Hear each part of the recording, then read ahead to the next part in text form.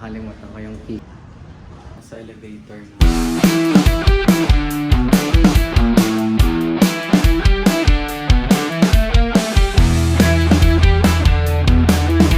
Hello. So here, nagpack lang ako ng aking mga essentials and baggage. Wow, baggage. Then dito, nag-travel lang kami papuntang Lanson Place and nag-check-in. So hello guys, dito na kami sa Lanson Place. Then ito yung room. Quick tour lang. Okay. Yung bathroom. Saan yung ilaw? Buksan natin yung ilaw.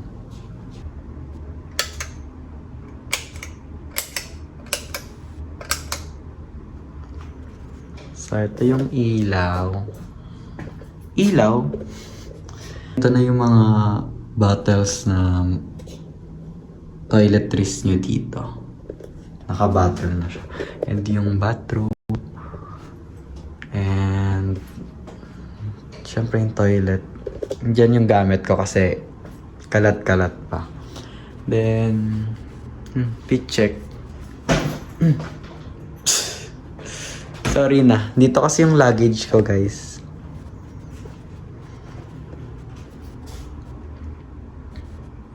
Galing natin ilaw. So, ito yung room. Nasa 10th floor kami.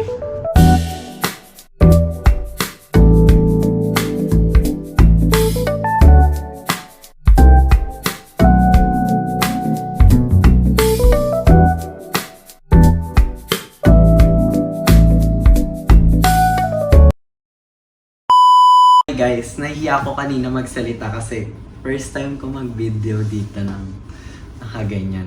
Actually, ito na yung second time nang na-try ko yung Lanson. Noong una is sa parang 4th floor lang ata or 5th floor yung view. Pero ngayon, ito yung view natin. Yung building ng SM. So, tignan natin yung pool. Samahan niyo ako. So, samahan niyo ako. Hindi ko alam kung saan yung elevator pa pool. Pero, hanapin na lang natin. Don't forget your key card. Kasi hindi ka makapasok.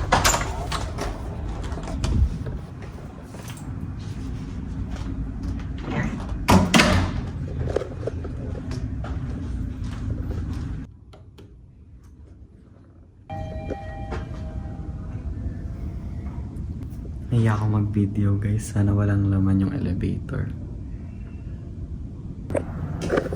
So yun, nasa elevator na ako. Punta tayo sa pool. And yun kayang nahihiya pa ako magsalita kasi ito yung first video ko na i-upload ko sa YouTube ng naka-landscape. So, teka, ba't going down tayo? Wait lang. So, di ko alam kung bakit bumaba yung elev.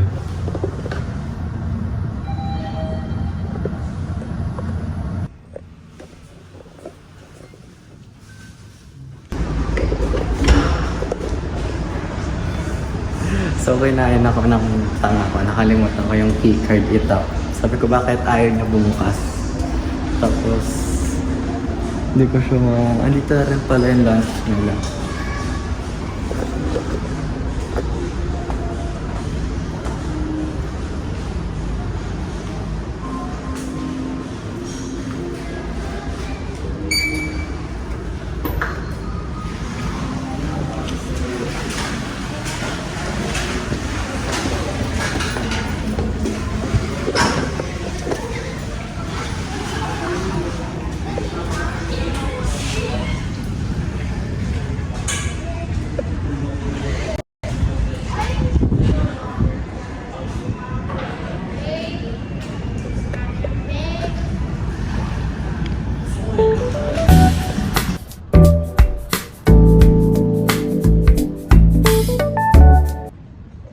So ayun, nakabalik na tayo. And hiyang-hiya ako, alam niyo kung bakit? Kasi 'di ba?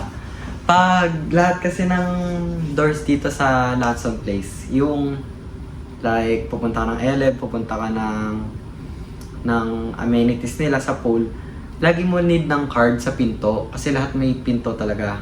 Tapos sa tabi ng door may parang black doon na square, doon mo siya itatap. Eh, pag lalabas ka, so syempre lalabas na ako, tinatap ko yung card.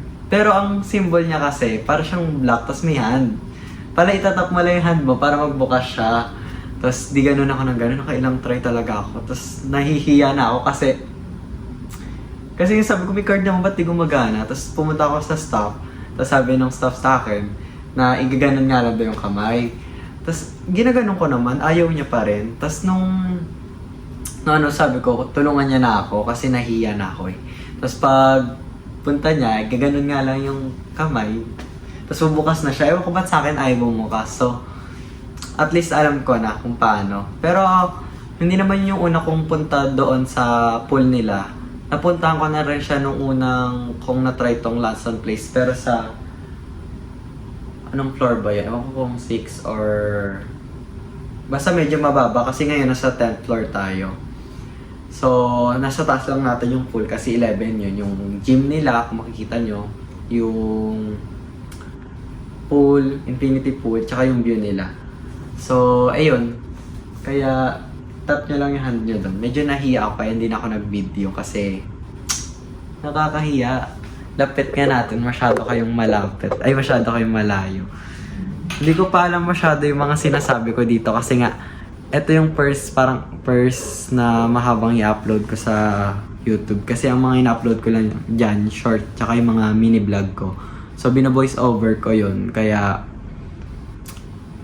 medyo may lakas ka ng loob kasi walang nakatingin. Ngayon kasi kung ano yung sasabihin ko, yun din. So, marami na akong sinasabi. Nag-film na lang ako ng iba pang itatry ko dito, like yung swimming pool nila. Pero ang dami kasing tao, kaya hindi ko ma-video ng marami. Pero babalikan ko. Bye!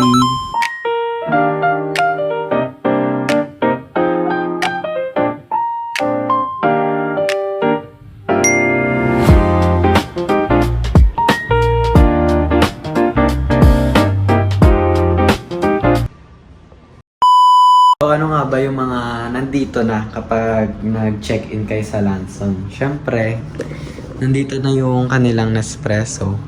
And may water na rin kayo. No need na rin magdala ng towel. Siyempre, since may towel naman sila, mag-request lang kayo kung kailangan nyo. And yung kanilang toothbrush, tsaka paper tissue. And may locker na rin. And siyempre, may hanger. So, yun na yung mga nandito guys. And may ref nga pala dito. So, kung may dala kayong bawal masira, ganyan. Katulad ito, may medicine na bawal wala sa ref. So, magandang choice talaga. So, ayan lang. Hindi ko alam masyado yung sasabihin ko kasi tayo ko sabihin, first time ko nga dito sa YouTube. So, ayun lang. Bye-bye. Ito pa guys, isa-share ko sa inyo. Wow, isa-share. Sa bedside table nyo, na-curious ako kung ano to. Sabi ko, ano ba to? Fire extinguisher? Ganyan kaliit. Sabi ko, nung hinugot ko, nung una tatakot pa ako biglang mag-alarm dito. Pala, flashlight siya guys. Yun o. Emergency flashlight. Pag hinugot mo siya, automatic siya bubukas. Ang galing. Tapos pag hindi mo na siya kailangan, babalik mo lang siya ganyan. Tapos kung saan na siya mamamatay. Ayun. Ang galing. Diba? Tsaka after dito sa flashlight niya guys, mayroon din siyang speaker ng JBL dito oh. And may Bluetooth siya. Na-try ko na siya. Hindi ko lang mapakita sa inyo na may tugtog kasi nakakonect sa phone ko. Diba? Lakas ng sound niya kaya ganda. Ganda dito sa Lanson guys. And ayan, nag-refill na silang water. Then yan, tsaka ng laundry bag.